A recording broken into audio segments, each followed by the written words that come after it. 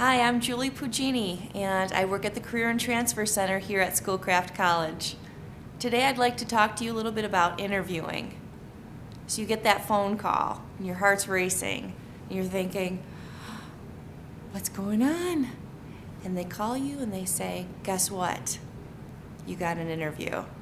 Out of those hundreds of resumes that you sent in, or hopefully just a couple of those, you got the interview.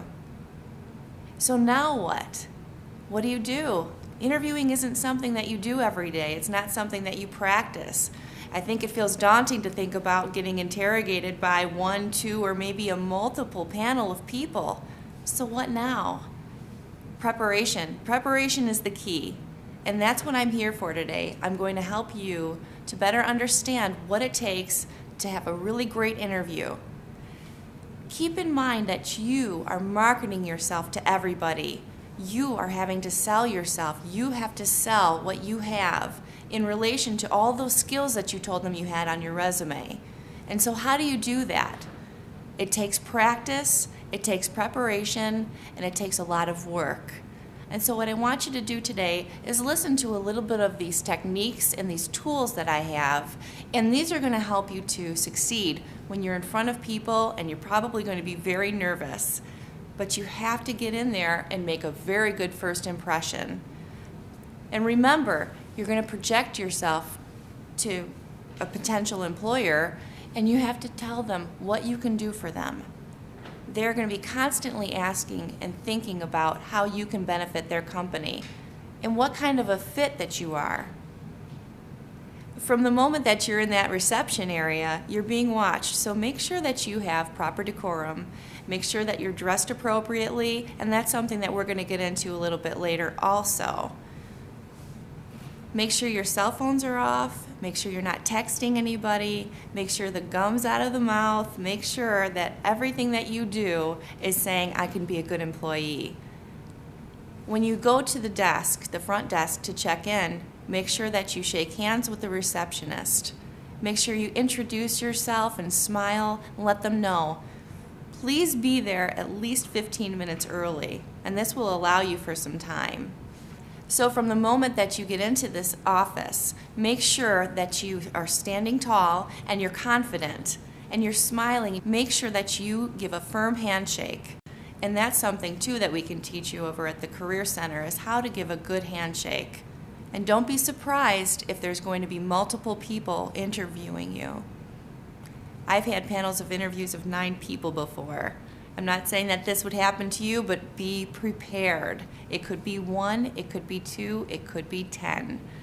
Make sure that you also bring multiple copies of your resume, and you're handing them out to them as you greet each person, and smile and be confident in who you are. And when you're shaking hands with each person, introduce yourself to each person.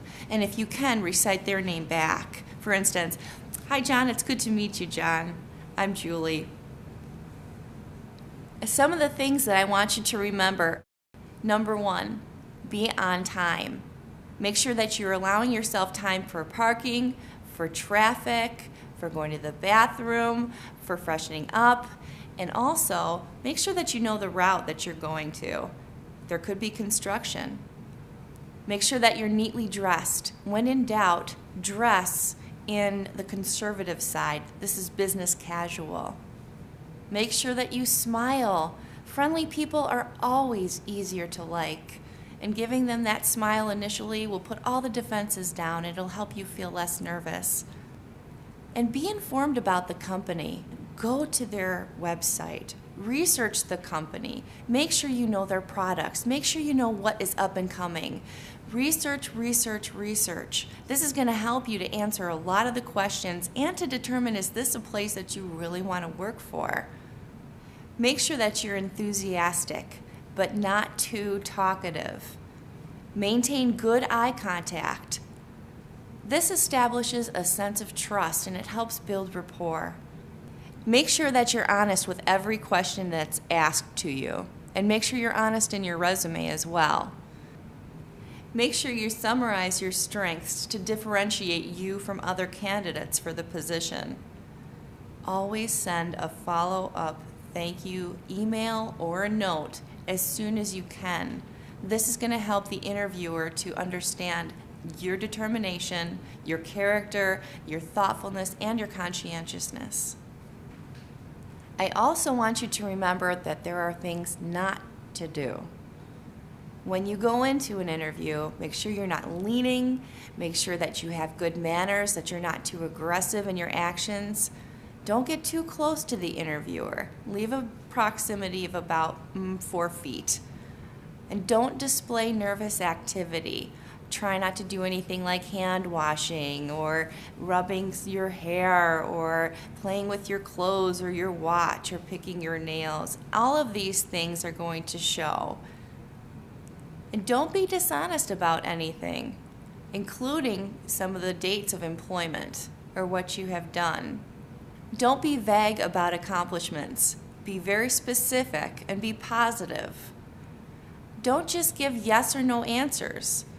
These result in dull and boring interviews.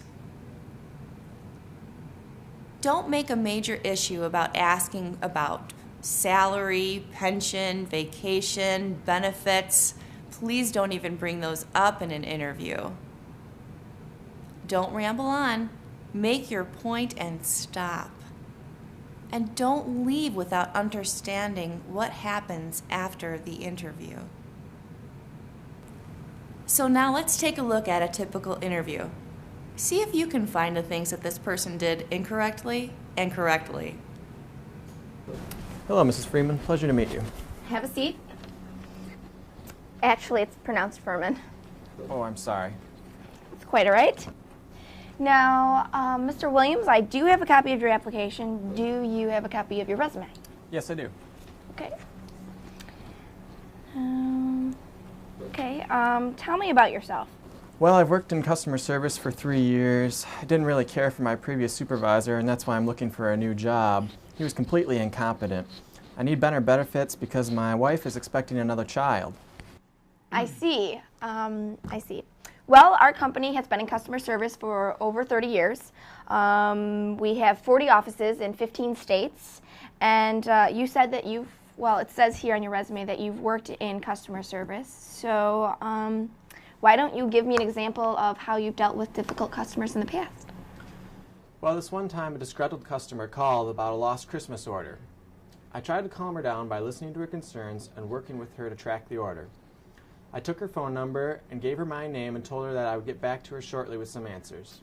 I tracked the order and called her back to let her know that we were sending her order overnight. I then invited the customer to call back and ask for me if she had any other concerns. So it's pretty obvious by this video that you can see he's chewing gum and he's giving personal information, asking about benefits, salary. Those are the things not to do. But some of the really positive things that he did was really good eye contact, a good firm handshake, and then he also explained about what he did in employment and how he did it. And that was a behavioral-based interview. So what's a behavioral-based interview? Behavioral-based interviews are probably 80% of what you're going to be asked in an interview. So you want to prepare yourself. And some of the ways that you can prepare yourself are by using this acronym, the STAR technique. In the STAR technique, what you're thinking about is the situation, you're talking about the task, you're talking about the action that you did, and then the result. So what you're doing is that you're painting a story. You're giving an employer an ideal look of what you have done and how you've done it and all of the good results that come from it. So for instance, if they say, discuss a time when a project didn't work out. Give me an example when you had to show good leadership. Tell me about a time when you had to deal with a difficult customer. When you're answering these questions, always make sure to spin it to a positive. No matter how negative it might sound at first, what if you had a difficult manager? Don't ever tell them that you had a difficult manager. Always give them solutions and reasons why the management was fantastic, no matter what. Or a difficult customer. How did you use your conflict resolution skills? What did you do to address what their needs were? especially when you're not taking anything personally of what the customer's projecting onto you. I think that it's great to understand yourself in the interview process and know what kind of answers to give. Always, always, always make it positive.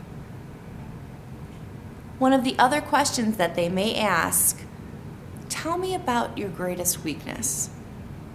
And this is a question that I get all the time with students. A greatest weakness, why would they want to know what my greatest weakness is? Well, there's a trick. Turn your greatest weakness into your greatest strength.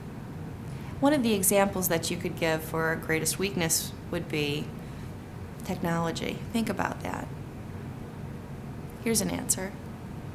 One of my greatest weaknesses is that I really think that I don't know enough about technology. But what this has helped me to do is that I'm constantly updating my skills. I'm taking classes, I'm attending seminars, I'm constantly online. I make sure that I learn all the software. I try to find out what the trends are in the software. So really what I'm trying to do is update my skills constantly because it's changing so rapidly. That could be a good answer for you. So you're really not talking to them about a weakness that you have. It actually turns into a great strength and something that an employer would be looking for. Now you're coming to the point where you're at the end of the interview. And I want you to remember, don't bring up salary. Let them bring that up. Also, make sure that you always know how to get in contact with them after the interview so you can send them all thank you emails. Email is the fastest way to get to them right away, and they'll remember your name. You can get business cards from them. Always ask how to follow up. And one of the other important things to do at the end of an interview is ask questions. Ask questions to the employer. And people ask me, what are some questions that I can ask? Ask them about why this position became available. And you've done research about the company, right? So make sure that you ask them about some of the up-and-coming things that they're doing or how you can get involved with projects. Make sure that you relate your questions directly to the research of the company and make sure you find out a little bit about what the department is like. Now, what's it like to work for them? What's their ideal employee look like as well? So at the conclusion of the interview, everybody stands up and you give another firm handshake and you thank them for their time. If you need more help with your interviewing, please feel free to contact the Career and Transfer Center here at Schoolcraft College.